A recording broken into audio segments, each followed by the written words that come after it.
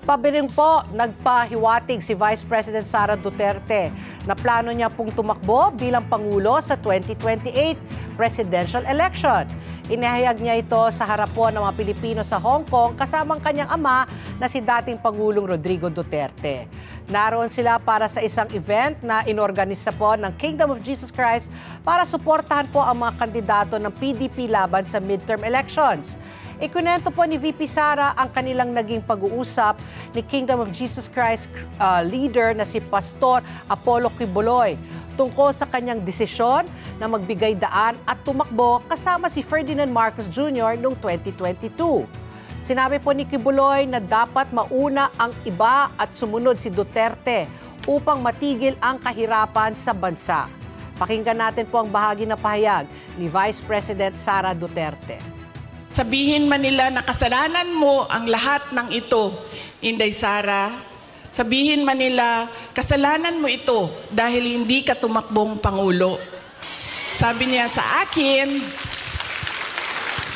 sabi niya, ganitong nangyari sa buhay ko. Sabi niya, Inday Sara, ganyan din nangyari sa buhay mo dahil hindi pwede na ikaw ang mauna at sila ang sumunod. Dahil wala ng katapusan.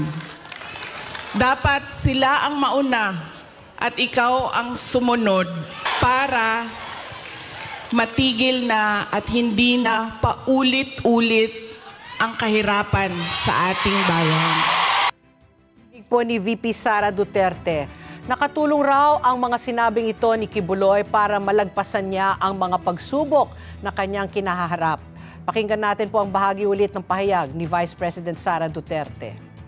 Kaya nung sinabi niya sa akin yon, hindi na masyadong masakit. Masakit pa rin sa akin pag nakakarinig ako ng kasalanan mo yan lahat, Inday Sara.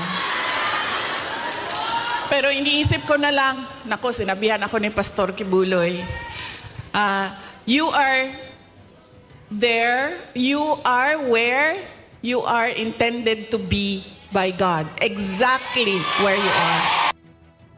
Tinig po ni VP Sara at nagpapasalamat siya sa mga Pilipino sa China, Hong Kong at Macau sa kanilang suporta mula 2016 hanggang 2025.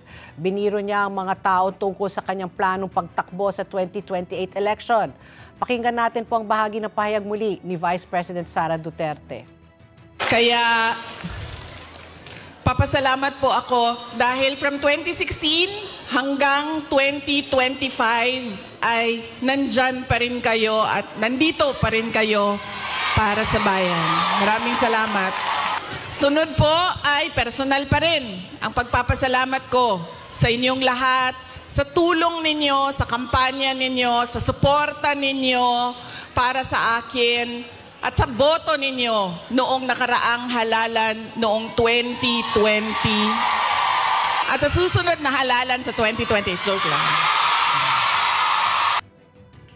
Dinaluhan po ng mga kandidato ng PDP laban tulad ni Jimmy Bondoc, Representative Rodante Marcoleta, Raul Lambino, Attorney Vic Rodriguez, Philip Salvador, Doc Richard Mata at Senator Bongo ang event na pasasalamat kay PRRD.